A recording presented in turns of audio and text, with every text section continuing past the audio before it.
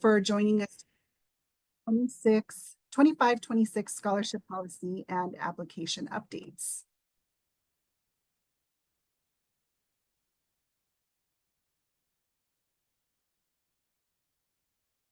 Today's agenda, we will have upcoming events. We'll review those. We'll review the DSF Scholarship Refresher, finding DSF scholarship information, requirements after applying, added DSF appeal circumstances, and how to stay in touch with us. Our presenters today is, of course, myself, Lydia Alvarez, Partnership Manager.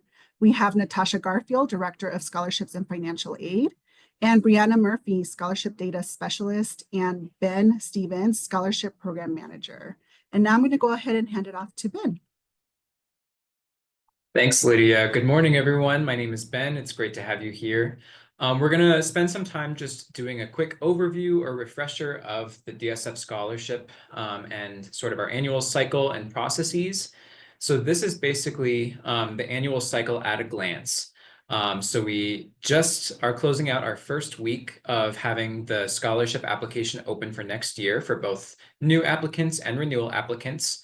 It's going to be open until the end of the day on May 1st. That's the deadline each year for both new applicants and renewal. July 15th is the next major deadline. That is the date by which students need to, or applicants rather, need to complete their financial aid requirements at their college, as well as finalize their college choice in their DSF student portal account if needed. By the start of fall classes, whenever that is for your college, that is the deadline for students to submit the part-time enrollment form if they're not going to be enrolling full-time by census for one of DSF's acceptable reasons. November 15th is a second chance financial aid deadline for students who missed the July 15th deadline, but if they meet this second chance deadline, then they can be considered for a spring or winter award. And then similarly to the fall semester, the first day of spring classes is always the deadline to submit the part-time form, again, if the student is not going to enroll in 12 or more credits by census. We are in the midst of spring reporting right now and processing spring scholarship awards. I know many colleges are just recently or right about now having their census dates. So if you're a financial aid contact, be sure to submit your spring eligibility data to DSF as soon as you get a chance, and then we would love to process awards for qualifying scholars. So just wanted to make that plug to our financial aid contacts. Next slide. So this is primarily for new applicants who want to qualify for DSF for the first time. But just to give sort of a reminder of who is eligible for DSF in the first place. So the scholarship is for students who were enrolled in Denver public schools for all of the high school time that they lived in Colorado, and they need to graduate from DPS with a diploma with at least a 2.0 cumulative high school GPA in order to be at all eligible for the DSF scholarship. We do have higher minimum GPA requirements for some college types, including community colleges and four-year colleges. We'll go a little bit more into that later on and what that process looks like for students who don't meet the requirement for their college. And then it is a need-based scholarship, so students need to complete their financial aid application and demonstrate financial need with a final SAI of 16,640 or less. DSF's maximum is always 2.5 times the maximum SAI to qualify for a Pell Grant. And once a student has met that financial need requirement one time, then they're good for the rest of their years of DSF eligibility, even if their SAI goes up in future years. And then finally, we do look for Colorado residency. So the student needs to be classified as an in-state student for tuition or state aid purposes at their college. And then, of course, they need to be in the state of Colorado at one of DSF's 30 college partners to receive the scholarship. Next slide, please. So if you have a DSF partner portal account, you can see students' award statuses at any given time. Sometimes you'll see students with an award status that says ineligible GPA. Sometimes this creates confusion and we get questions about it. So we just want to reiterate that this award status means that the student's high school GPA when they graduated high school was below DSF's requirement for their selected college. So that means they're at a community college but had less than a 2.5 in high school, or they're at a four-year college and had less than a 2.75 in high school. So a student who's in that situation, they can become eligible for DSF if they submit the high school GPA appeal form.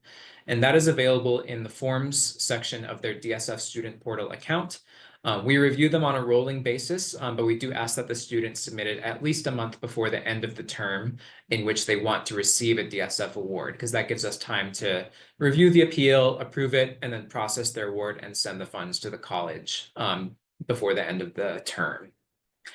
The requirements to have a GPA appeal form approved are that the student needs to have either completed 12 or more college credits with at least a 2.0 college GPA and currently be in good SAP standing, or they can show that they had a certificate or associate's degree conferred. And then if they've then transferred to a community or four-year college after that, we can see that they've already earned that certificate or associates and then make them eligible at their new college that they've transferred to. So either of these routes are available to students to basically show that they are college ready, and then we can approve them that way. All right, I will pass it over to Brianna now. Thanks, Ben. Hi, everyone. I'm Brianna, the scholarship data specialist. So like Ben said, the scholarship application is now open. On your screen, you can just see a little peek at how many applications we've had so far compared to the same day last year. So we are ahead of where we were last year, which is really exciting. Last year, we had about 4,000, a little less than 4,000 total apps. Just to kind of give you a peek into where we are at in that cycle. And just another reminder, they do need to apply by May 1st every single year. And especially for students already at college, the renewal app is super quick. I mean, they can probably do it in less than 5 minutes. So definitely students should be filling that out whenever they can. Next slide, please. All right, here is just a reminder of who should renew their DSF scholarship. So if they have become DSF finalists or scholars in the past, they should reapply if they have remaining DSF eligibility and they plan to enroll in the upcoming year. So that's just a reminder of our definitions on the bottom there. And then there's a couple ways you can tell how students can reapply. So this is some text instructions, and then we'll go over some screenshots of how to find that information in the portal. So that will be coming, and we'll have a resource for you. So once you log into the DSF partner portal, there is a report under the top reports for college partners. That is a tab on the home page. Not a tab, a box on the home page. And you're going to go to this report, 2025-26 DSF, renewal DSF applications. And any student that has an NA under ineligible to reapply is eligible to renew their scholarship this year and should be encouraged to do so if they're planning on enrolling next year. We'll look at these in the reports as well, but just keep in mind, what college type are they intending for the year? What's their high school GPA eligibility has been talked about, and then have they met their DSF payment deadline? Next, please. So once you are in that report here, there's a couple ways that you can find information. So in the search box up top, you can search by students either by their last name or by their current college ID. Both of those will work. And then all of that eligibility information that we just talked about is going to be available for you. So as you can see here, if they will tell you if they're eligible to reapply as renewal. In that second column in the yellow box, you'll see NA and the ineligible to reapply ever.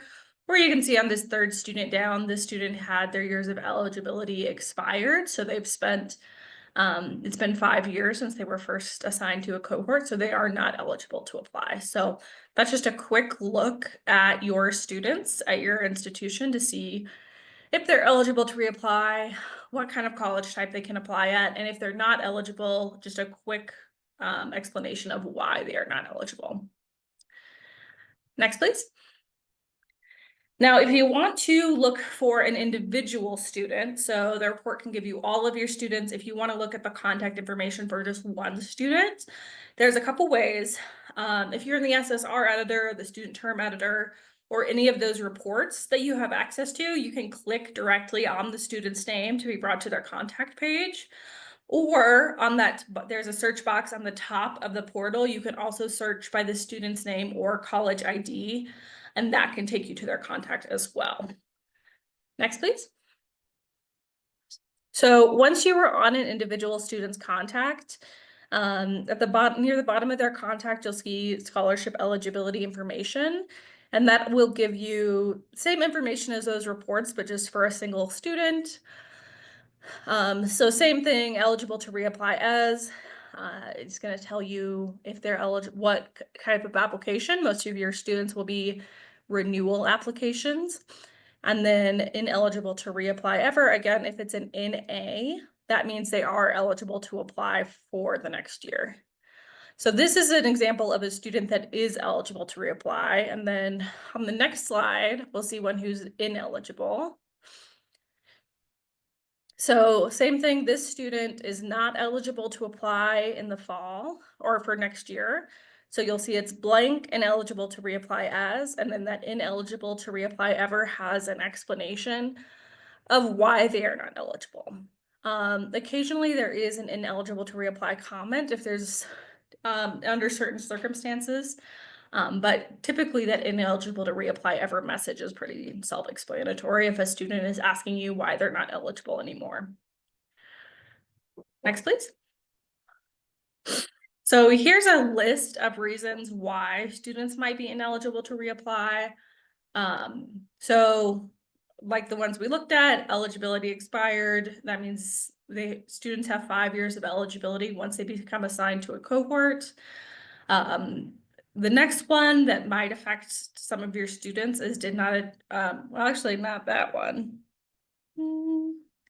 So they have to meet that payment deadline. So that's a payment deadline requirement not met. So they have to receive a payment by the end of the year after they graduate high school. So if they graduate in 2025, they have to receive a payment by December 31st, 2026, in order to remain eligible. So, if there's any other questions about those other eligibility requirements, feel free to reach out to us, and we can help you with that as well. Next slide, please. So next report that might be important for you is this 25-26 new and renewal applicant status. So this is going to list all of the students who have applied for your institution for next year. So you're going to get to this report the same way as you did the other one. It's going to be on that top reports page on the front page of the portal, or you can search it by name. But this will tell you how many applications you have for next year, what type of application, if they're new or renewal. It'll give you the demographic information for each student, their contact info, what they're looking to major in, as well as the GPA categories and GPA appeal statuses that have been talked about. Next, please. And I'm passing it off. Back to me. Thanks, Brianna. So after a student has submitted their application, that's just the first step. And then they always need to follow up with some additional steps in the coming months after they apply for DSF. So once again, July 15th is our financial aid deadline. So the student needs to complete their 25-26 FAFSA or CASFA. We really encourage them to do it by their college's priority deadline for financial aid, whenever that is, or otherwise just as soon as they can. July 15th is the ultimate deadline for them to complete their financial aid file, including any verification or follow-up requirements that get added leading up to July 15th. They also need to check to make sure that their college choice is correct in the DSF student portal by July 15th. After they submit their application, they can change their college choice as many times as they need. It's right on the main dashboard page of their DSF account. And they just have to make sure that it is final and correct by July 15th. They also should make sure that they are classified as a Colorado resident at their college. In most cases, this is pretty straightforward and they don't need to do anything, but at some colleges, they may need to submit the Colorado residency form, or if they've transferred to a new college, they might need to take steps to gain in-state status. There's not a specific deadline for this, but they need to get it done before we can award them the scholarship.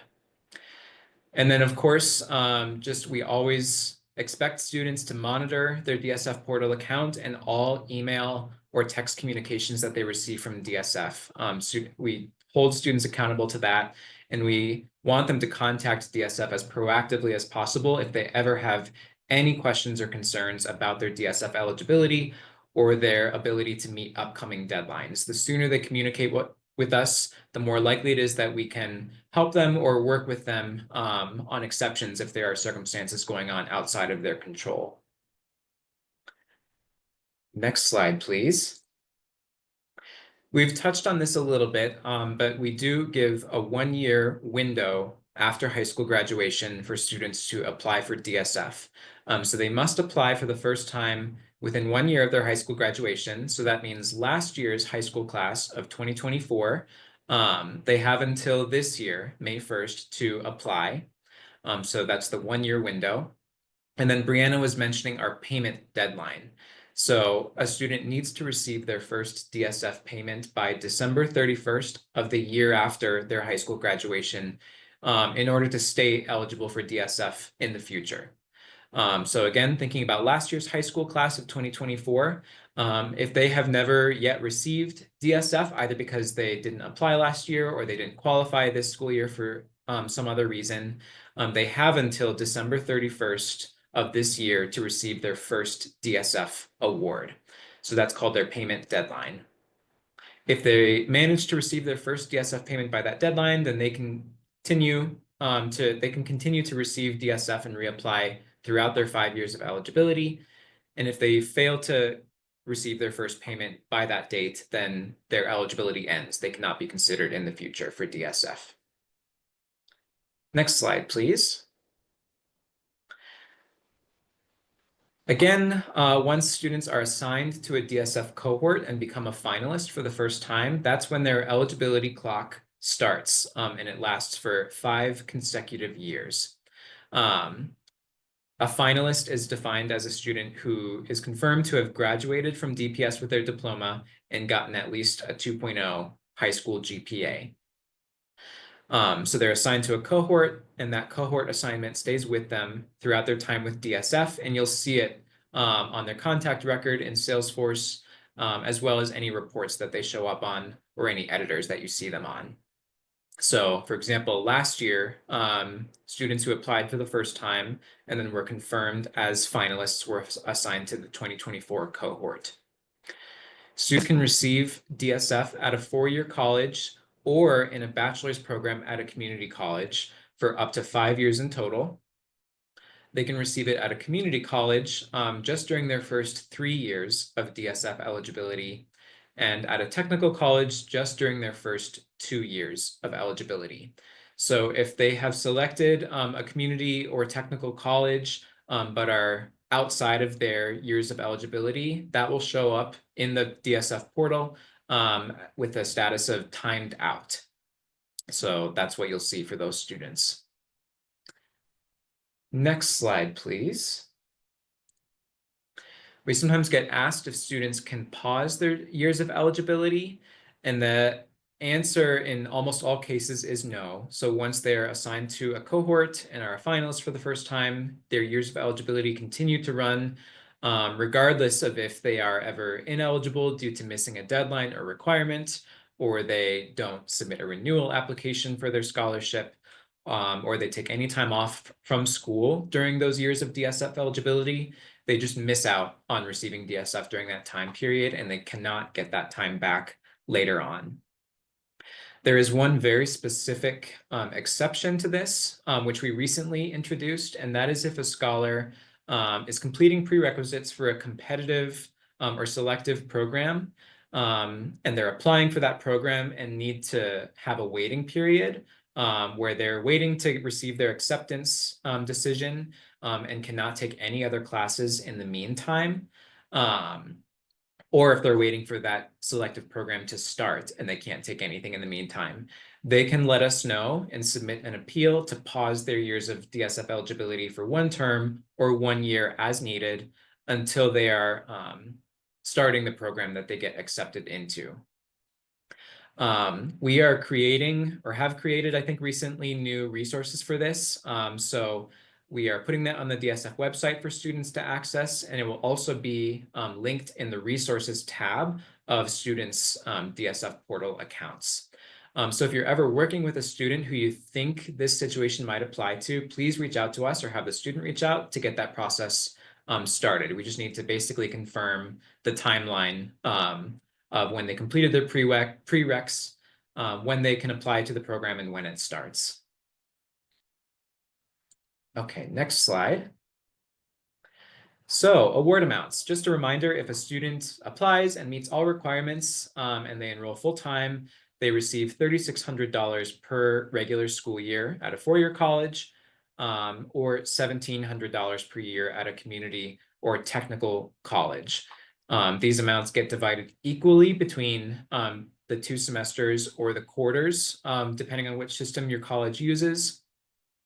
And these amounts do not include summer scholarships. Summer scholarships are additional funds, either in $500 or $1,000, and those are on top of the regular school year. All right, back to Brianna. Thanks, Ben. So this is just a little peek at what students see on their side of the portal.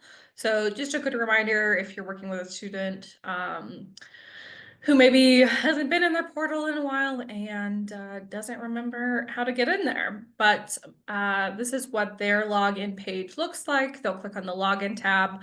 A lot of times students will need to reset their password if they don't log in for more than 6 months. They will need to reset it, and a lot of our scholars aren't necessarily logging in there super frequently, so they will likely need to do that.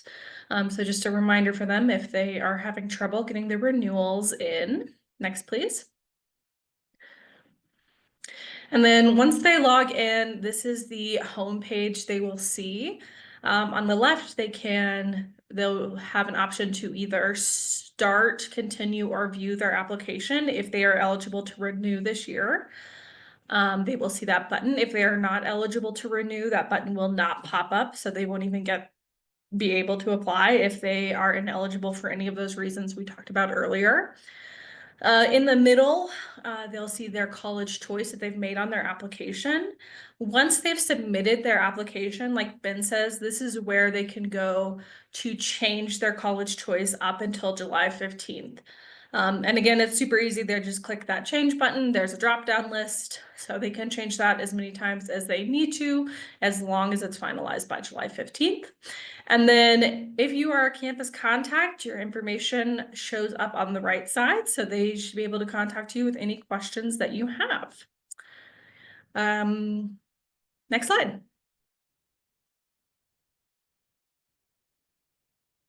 And it's someone that's not me. It is me. Good morning, everyone. Thank you so much for joining us this morning.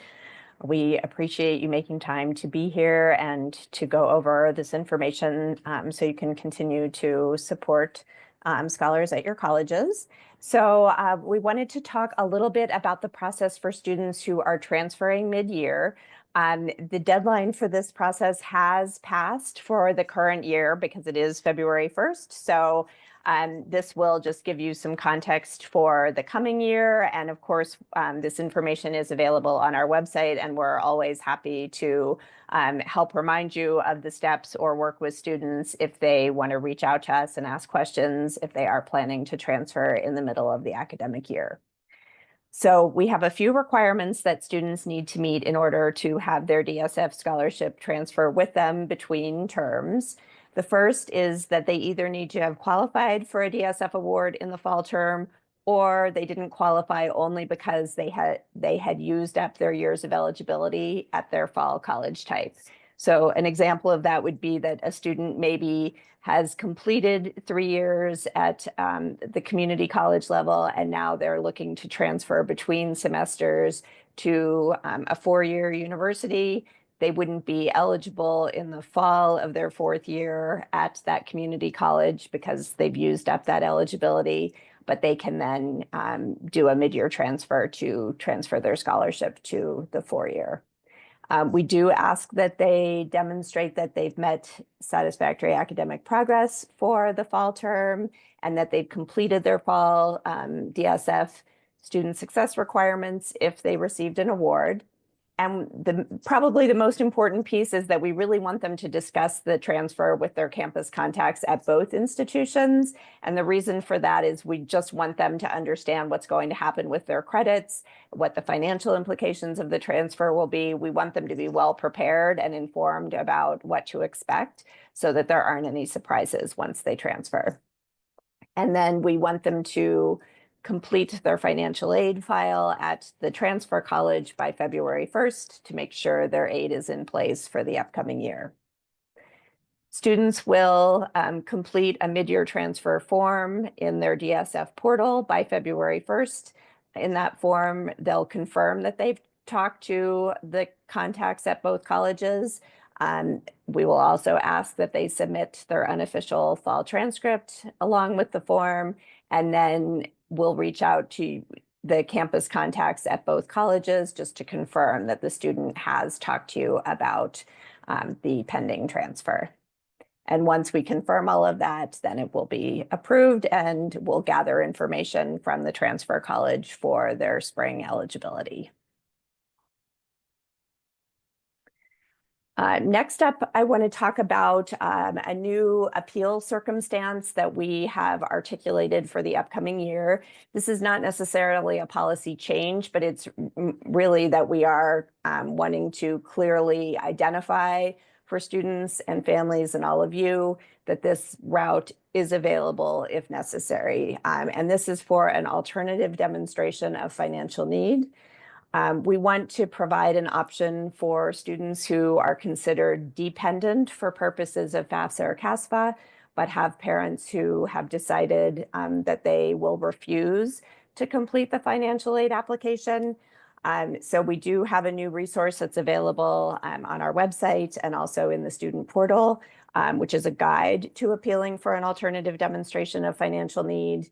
And there will be some steps that will support students through. I'm going to talk about them briefly here, encourage you all to ask questions or give us feedback about this because it is a very new process. And we know that you all are the experts in financial aid. So if you have other suggestions, we would love to hear them. So what we would ask students to do is notify DSF that they'd like to pursue this type of appeal.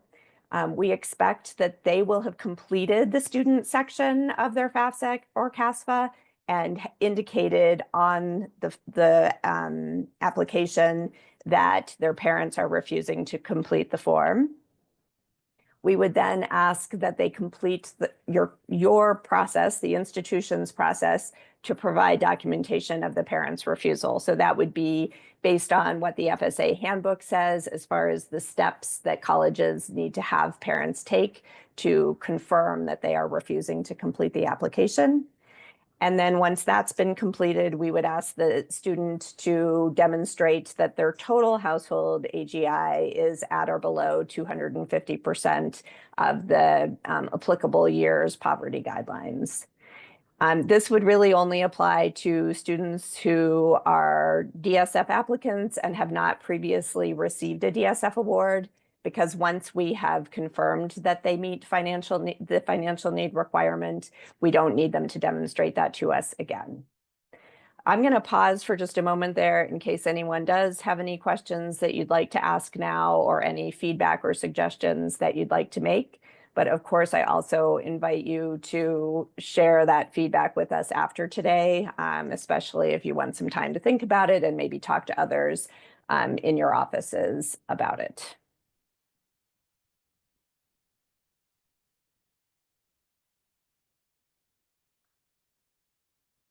All right, I'm not seeing any questions or feedback right now. Oh, let's see, maybe we do have something here. Oh, thank you, Lydia, for the reminder. Yes, you can either raise your hand if you'd like to ask a question verbally, or please feel free to put it in the chat if that's your preference.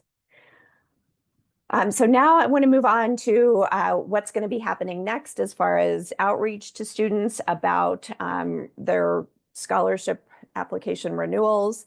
So we have provided an outreach toolkit that's for all of you to use. If you'd like to put up posters in any spaces where you meet with students, we have graphics that you can include in emails or post on social media. We have some sample messaging that can be used for emails or texts. And then some information that you can share with students about next steps after they apply, and lots more.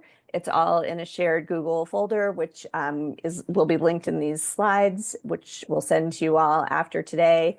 And was also available in Lydia's recent digest and in a recent email that I sent to our financial aid contacts. So we'll make sure that you have those and can easily use them in any reminders to your scholars.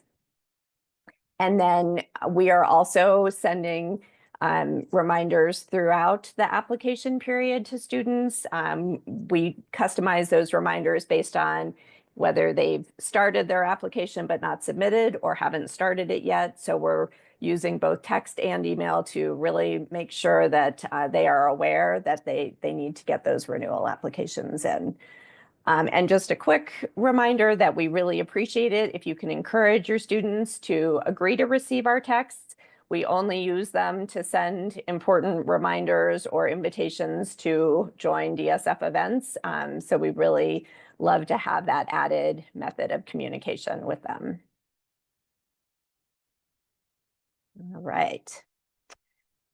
So we have a few ways that students or you all can get in touch with us about any questions having to do with scholarship eligibility, any issues with the application, any questions about completing the application. New this year, we are having weekly scholarship office hours. Those are open to anyone who wants to drop in and ask a question about the application, creating an account, are they eligible? All of those things and many more are on the table for those office hours.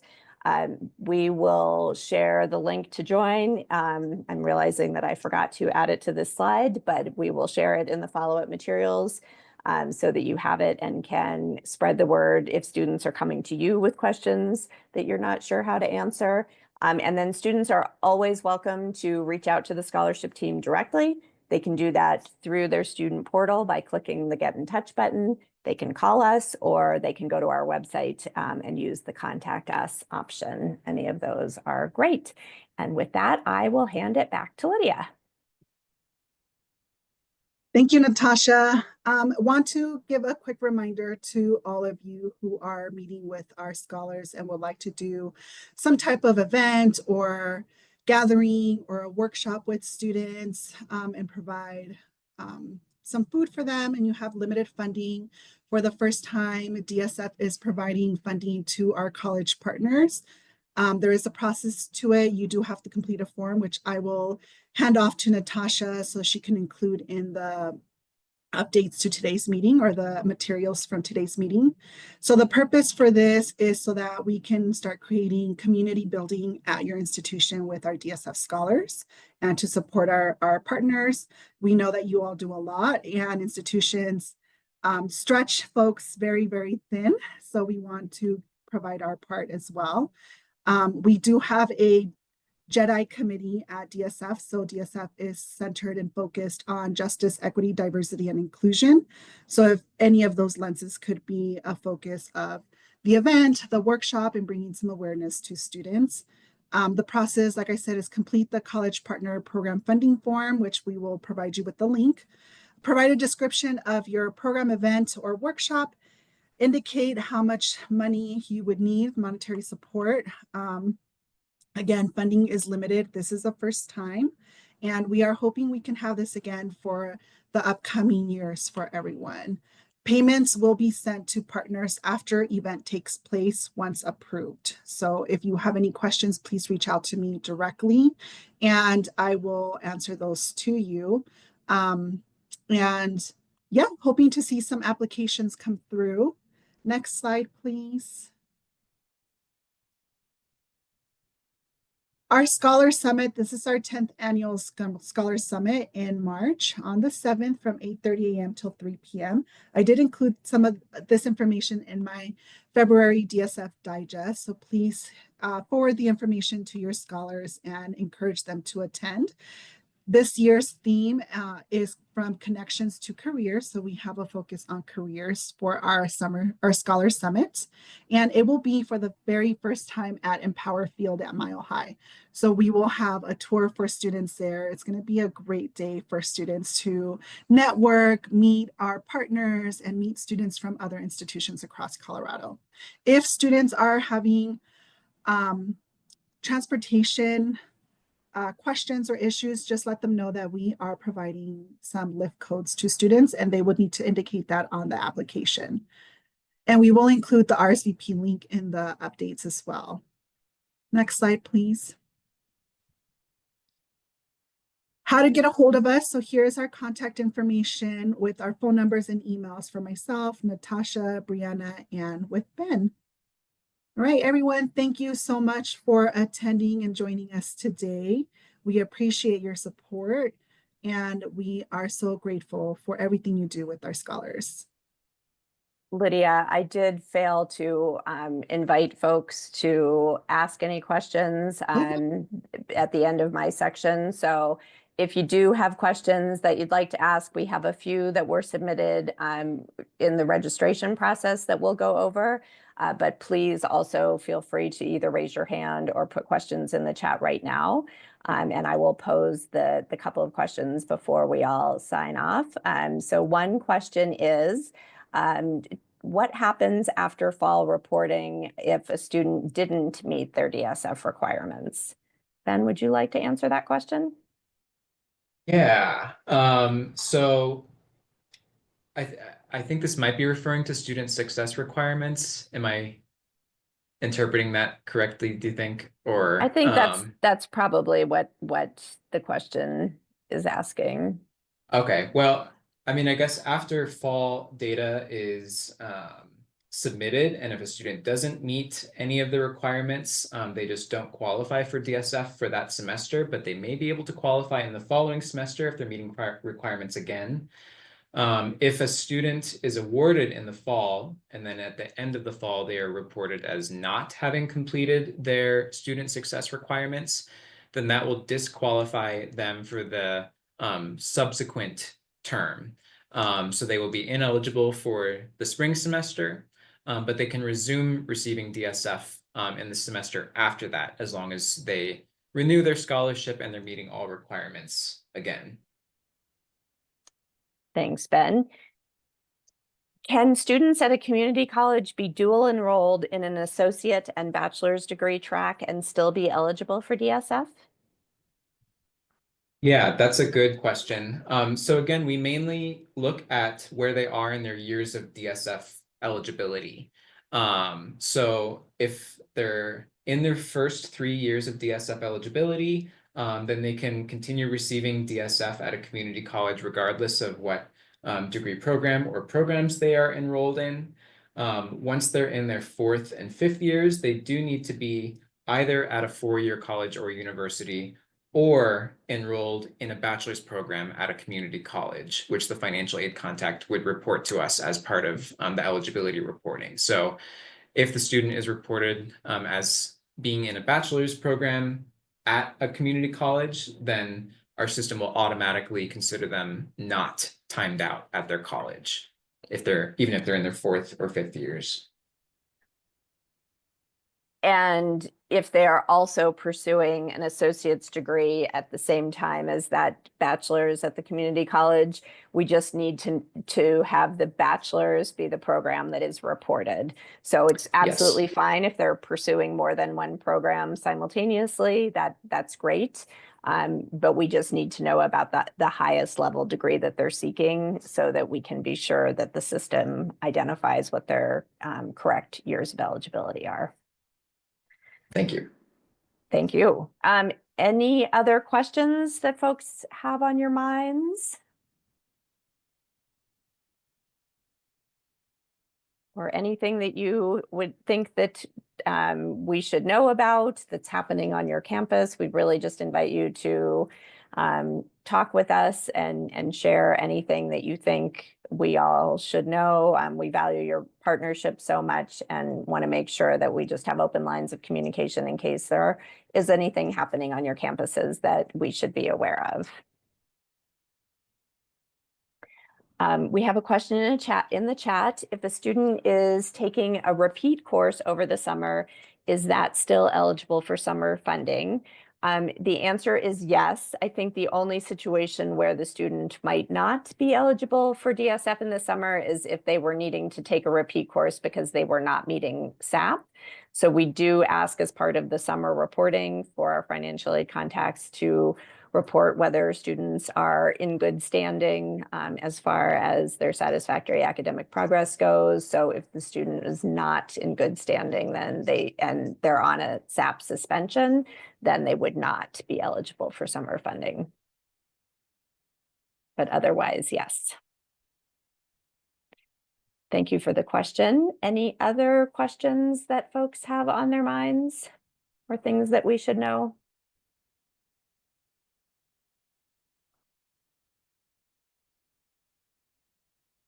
If you do have thoughts about that new appeal circumstance that we discussed related to parent refusal to complete a financial aid application, please don't hesitate to reach out. It doesn't have to be in this setting at this moment, but I'd be very interested in talking with you about that after today. We do anticipate that at least some students will be pursuing that appeal.